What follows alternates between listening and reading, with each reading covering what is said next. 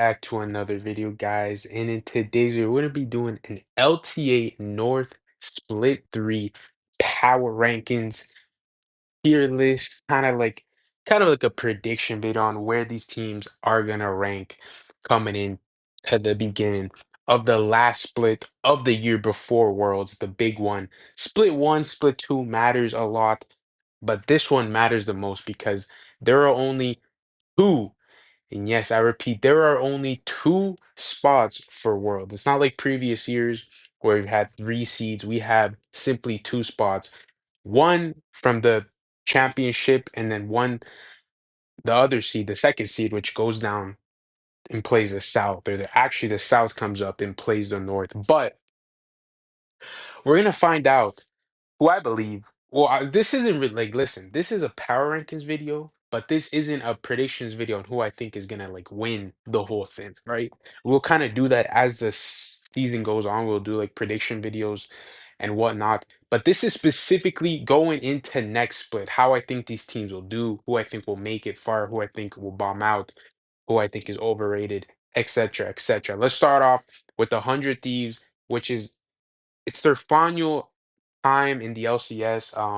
A lot of controversy surrounding 100 Thieves because this has been one of the most storied organizations in LCS history, if you really do think about it. I mean, 100 Thieves, ever since franchise began, has been in the forefront for a lot of like success in North America, right? They won a championship, they made a finals, they made two finals, they've actually made three finals, they've lost two, they've won one. Like they've been making like far runs at times. They've had some of the most storied players ever in the LCS. They've had Doublets, they've had Bjergsen's, like they've had really, really stacked teams. And I do believe that 100 Thieves in their last split, something is going to change. I do believe that all their players are going to be hungry to really go out with the ban. And we've seen glimpses that this team can really, really perform at a high level, right? It's just the biggest issue with the 100 Thieves is their consistency. This is one of the most inconsistent teams in the LCS. They can beat any team, but they can also lose to any team. So it's really kind of like a mixture of what you're going to get with the 100 Thieves because I do believe this team has a lot of incredible players. They have River, Quid, FBI. They have like players that on their day, like when they're playing well, they can be the best in their role. Like Quid can be the best mid, River can be the best jungler. FBI, I think it'll take more from him to like be the best ADC, but we know what FBI is capable of. But kind of like the main issue with 100 Thieves for me is that I think Sniper is kind of a liability, and I don't think Ayla is that consistent. I think he's still a hit or miss. With all that being said, where do I think they come in coming into the new season? Listen, a lot of people will think this team is dog shit because of their split to performance, but I personally think that they kind of just like crashed out. I don't think that's actually how 100 Thieves would perform when it matters most. I think knowing that there's only two world spots, they're definitely gonna lock in. I cannot put them S tier because track record and consistency is very important, right? They haven't won a split this whole entire year. They made finals, they got embarrassed by Team Liquid. They did beat FlyQuest in that run, and then split two. They started off with a ban, they beat Cloud9, but then they kind of fell off the tracks. So I'm gonna put them in A tier. I do think that 100 Thieves is a really good team, and if they do peak at the right time, they can definitely win the championship. Next up, we have Cloud9, and Cloud9 is not going to go anywhere else besides S tier. I mean, this is definitely a championship contending team. It is what it is. Cloud9, they were this close. They were so, so close to winning the championship. They should have made MSI because, I mean, everybody with the brain knows that Cloud9 had that better draft in the game five. They were literally winning. It was just due to some micro mistakes that outcome didn't come a possibility, but Cloud9, I do think they have some of the best players in the league. I think Thanatos is probably the most consistent top laner. Blabber, when he's consistent, is the best jungler alongside Inspired. Loki is really, really good. Sven is consistent. Sven had a really incredible split last season. I mean, last split, which is really what you need if you want to go and make these deep runs. And yeah, I just think Cloud9 is just super solid. I don't think, listen, the EWC showing was embarrassing, but like I'm not gonna put that and be like, yeah, Cloud9 are gonna be like mentally doomed forever. Like I do think EWC is important, but it's not that important to the point where I have to like diminish everything that they did in Split 2 and even Split 1. I mean, Cloud9 have had a pretty decent track record, right? They made semifinals Split 1, they made finals Split 2. So they've been like consistently fighting for the championship. I do think, spoiler alert, this time around that they probably will make another finals. I don't know if they'll win, but this team is very, very good. Next up, we have Dignitas, which honestly, Dignitas is just like,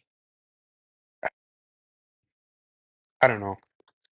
I think Dig is good sometimes. I think Dignitas is like Dignitas is definitely not like a team that many people have confidence in, and then for good reason, right? Like a lot of the players aren't that good. Lots of weird drafts that they play. Overall, it's not really a good team. I can kind of see a world where they upset like a top team once, but I don't think they'll consistently be a team that's really kind of challenging for the championship. I don't even see them being like top five or top six. I do think they're probably like bottom two in the LCS. So yeah, like I don't think they're that good, honestly. But I do think there is one worse team than them, which is DSG. DSG is just bad. DSG is horrible. I do think Dig is kind of better than DSG. I think there's like actually a pretty decent gap between like the seventh and eighth. Like DSG is just horrible. Dignitas, I can actually see like the potential with that team. DSG had like that one day, like it's kind of like a one hit wonder, right? Like it's kind of like that rapper that drops an amazing song and then he just like goes irrelevant for the rest of his career. That's what DSG was in Split 2. You know, they beat Team Liquid, they looked solid, and then they just fell on their face and just had a horrible conclusion. They didn't make it far at all. So yeah, I don't think. I mean, Scary Jerry and Albadagi, like, if you're putting your hopes on those two to carry you, that's when you know you're doomed. Next up, we have FlyQuest, which is the defending champions. FlyQuest, I think, is gonna go easily. Listen, the top two is undeniable, but if you think FlyQuest isn't the best team in the LTA, there's something wrong with you. I mean, this team has consistently proved time and time again that they are the best team in North America, not even in the LTA. They have consistently proved that they are NA's hope. Like this is genuinely one of the most exciting rosters we've seen in years to come. They are one of the only teams in recent time that has really competed with Eastern teams. And yes, they haven't beaten an Eastern team, which I think is a flaw. And I do think in the future, if FlyQuest is able to beat Eastern teams and really make it far in international tournaments, this might be like the greatest, like just kind of like run of dominance domestically and internationally we've ever seen in like LCS slash LTA. I do think they need to rack up a bit more trophies, and I definitely do think they can do that. But yeah, overall, I think they have top one, top two players in every single role. Their macro is the best in the league. Their mid game is just incredible. Their early game isn't that good. I do think there are teams that have better early games, like Team Liquid, Cloud9, but I do think their early game is fine enough. I think they have the best team fighting in the league. Their champion pools are really, really good. Overall, FlyQuest is just the best team overall. And I would say there's a pretty, like, I don't think there's a massive gap between FlyQuest and Cloud9, but I do think that FlyQuest is kind of like widening the gap. So yeah. Next up, we have Lion. And honestly, Lion is a decent team, but the thing about Lion is that they're very, very inconsistent, right? This team started off really, really well, but then they kind of fell off the fell off the, you know, train tracks. Like I don't know. A lot of these teams start off good and then they fall off, and a lot of these teams start off bad and then they kind of build up. Lion is a good team. I do think they have a really solid team. Actually, Saint Henna, Licorice. When Licorice is on, he's actually really good. They have a decent team. It's just I don't think it's a team that's gonna compete with for the championship. Like I don't think this team is gonna beat 100 Thieves, FlyQuest, Cloud9, Team Liquid in a best of five. But I do think that they can upset some of those teams if they peak. If they peak, this team is very, very good because you have Saint and Hannah who are both incredible players, and Licorice has experience in like these long runs. So I think they're like the most solid B tier team. Like they're the definition of B tier. They're not too good, but they're not like horrible. It's not like this team is like they have like no win conditions. Like they definitely have an identity, whereas I feel like DSG and Dignitas don't really have an identity. Next up, we have Shopify Rebellion. And listen, Shopify Rebellion is it's hard to rank because Shopify Rebellion, I think you could argue they have the highest peak out of any team in the LTA. Yes, I said I think they have, you could argue, the highest peak because when Shopify Rebellion is good or amazing, they are genuinely unstoppable. We saw it last split. They were just destroying everybody in their path until they faced FlyQuest. Like, bro, this team is dangerous when they're firing all, oh my God. When they're firing on all cylinders, this team is dangerous. But the one thing, kind of like 100 Thieves, they are very, very inconsistent. But coming into this split, I believe that this team is going to fix a lot of their issues, and I think this team is going to be an A tier team. I think they're going to be worse than 100 Thieves, but I think they're going to be really, really good. I think that they are a championship contending team when they are playing well. Like if this team makes a deep run in playoffs, I wouldn't be surprised if they win it all because a lot of those games versus FlyQuest, they were just thrown honestly. And I think that with more time off, with better discipline, with certain draft edges, maybe coaching maybe coaching changes a bit. I do think this team can get over that hump. And I do think that they can potentially win the championship.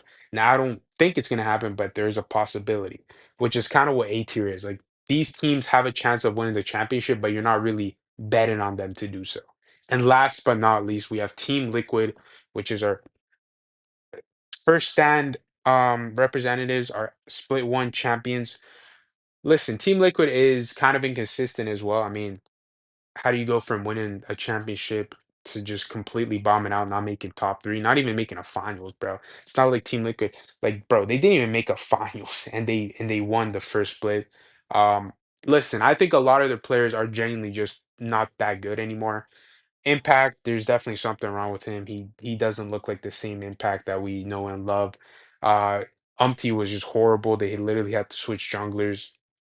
I don't want to flame him too much because of like he has like mental issues and stuff. And I do wish Umpty the best. Playing League of Legends is no joke. It is very, very draining, especially when you're a professional. You do not know what goes on behind the scenes. So I wish him the best. But on the game, like we have to talk about it how it is, guys. He just wasn't a good player, and I definitely do think that took a toll on the team.